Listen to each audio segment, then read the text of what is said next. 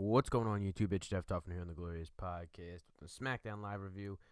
And now it's all said and done. Now we're off to Survivor Series, and I got what I expected tonight out of SmackDown. I got a show I thought was better than Raw, and it got me excited for the pay-per-view Sunday.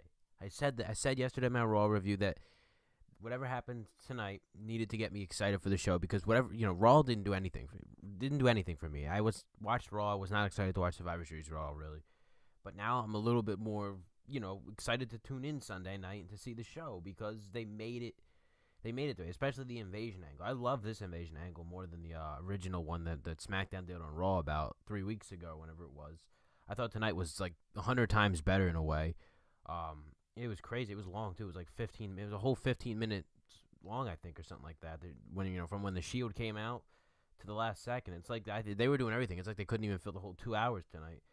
They started the main event tag match. It was like 9:30 when they were starting that. So, but still, I love the angle. I love how it was all done. You have the Shield come out, and then you just, as minutes go by, another part of the Raw roster shows up, and then you have the women going at it backstage, and then Kurt Angle shows up, and he brings Braun Strowman out, and then, the SmackDown roster's out there, and everybody's going at it. It's one big brawl.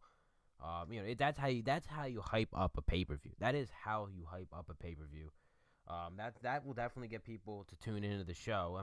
Assuming people tuned into SmackDown tonight because, SmackDown, a lot of people still just watch Raw and don't even bother watching SmackDown anymore, which, I could say is understandable in a way, but I don't know. If anything, SmackDown could be just as good or better than Raw on average. So, SmackDown, it was better tonight. It was better than Raw tonight. And it's like, I feel like WWE did it that way on purpose, though, to make it like this because since it was, like I said before, a multi-brand pay-per-view, and it's kind of the whole theme is Raw or SmackDown.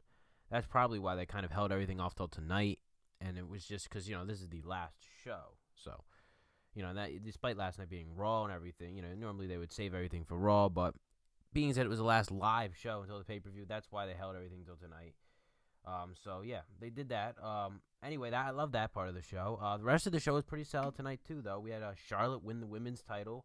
I wasn't surprised by this. I actually saw it coming. A lot of people saw it coming. I told you before they were in Charlotte, North Carolina. That's obviously Charlotte's hometown. So, it was a pretty good match. And then Ric Flair shows up after the match. That was pretty cool. So I like that. So now we're getting Charlotte and Alexa Bliss Sunday at the pay-per-view, which should be a good match. I think that is definitely an upgrade over Natalya versus Alexa Bliss, just in my opinion. But I think that will definitely make that match a little more interesting.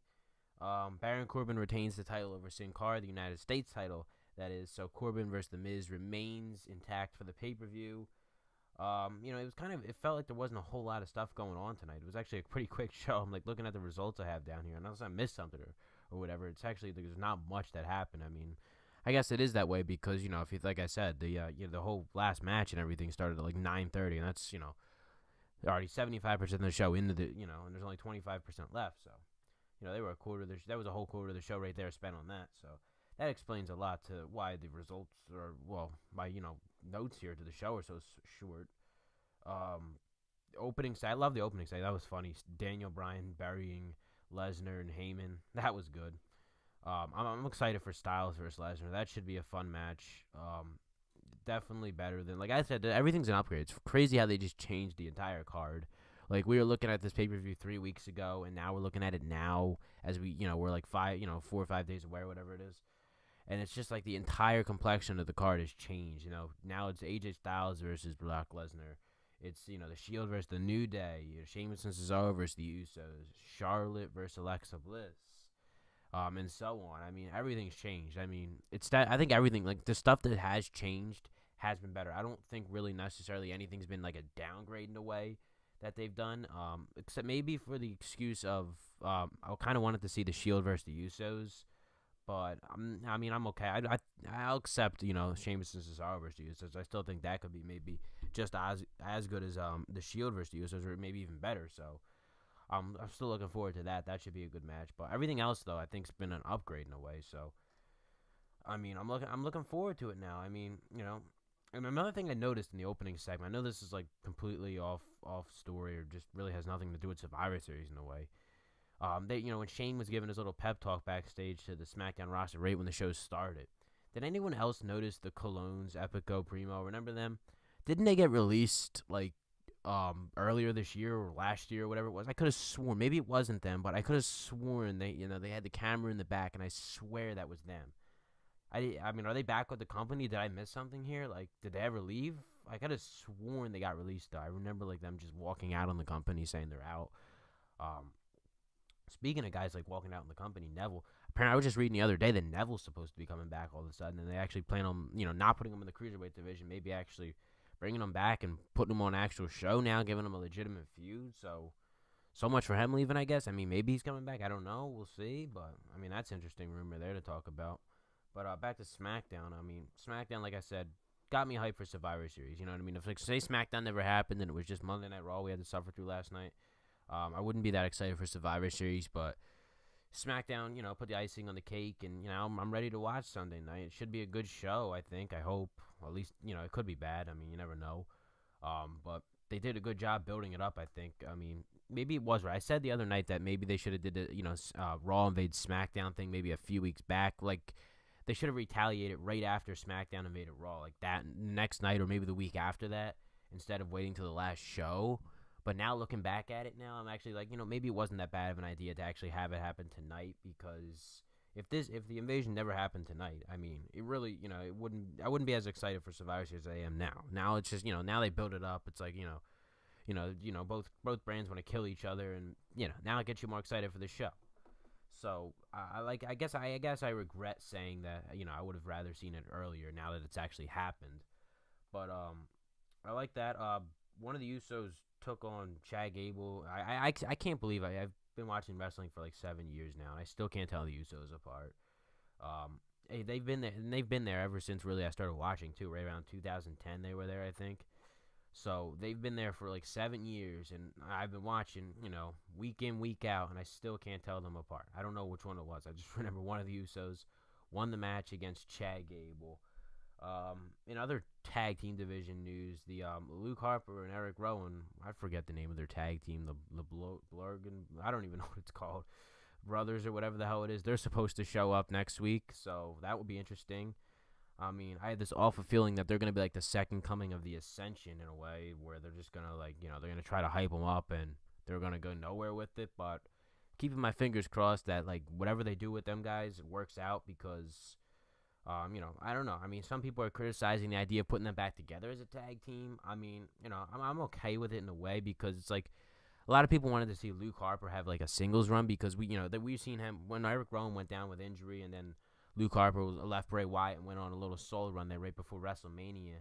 He was actually like, it was good. He was actually like wrestling his ability of singles ability of wrestling, not as a tag team or with anyone else, was pretty good. And everybody wanted to see him actually get a run at a title. Some people, even including me, wanted to see him actually get put in that match at WrestleMania for the WWE title with Randy Orton and Bray Wyatt.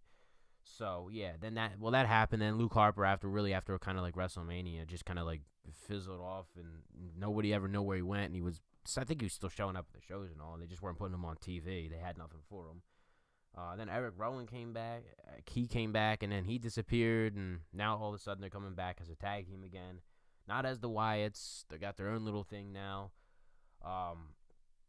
So I hope it works out, but I don't know. I was watching the thing tonight, and I was just in the back of my mind. I'm like, these guys could really be the second coming of the Ascension, where they just fail. I mean, I don't know. It seems like one of those things where it might work in NXT if they did it, but I don't know about the main roster. But let's just hope it works on the main roster, because we don't need another failing tag team. And SmackDown needs more tag teams too. We all thought the Authors of Pain were going to get called up from NXT, but that doesn't appear to be happening. It was, I guess, the whole time, the whole thing they were doing on like Fashion Files and stuff wasn't the Authors of Pain. It was Luke Harper and Eric Rowan.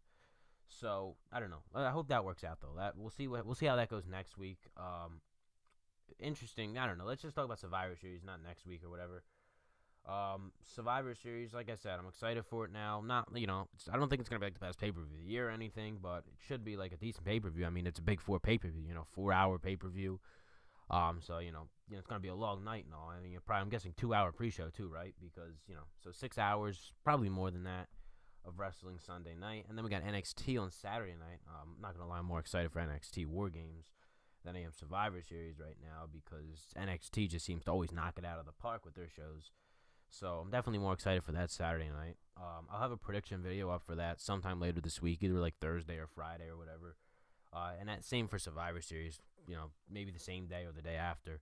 I put up my NXT predictions. So I don't know. I'm looking forward to the pay per view this weekend. SmackDown, like I said, there's not really much to talk about on SmackDown tonight. I'm just other than the show was good.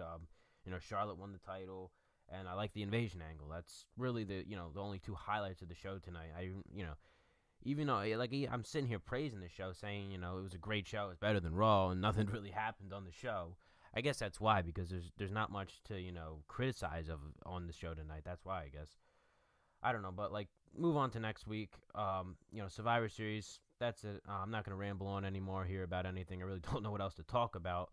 I'll save Survivor Series. I don't want to get too in depth about Survivor Series right now. I'll save that for my prediction video. But that's it though, guys. Let me know what you guys thought at SmackDown down in the comments below. Leave a like, subscribe, and I'll see you guys later this week right here on the Glorious Podcast.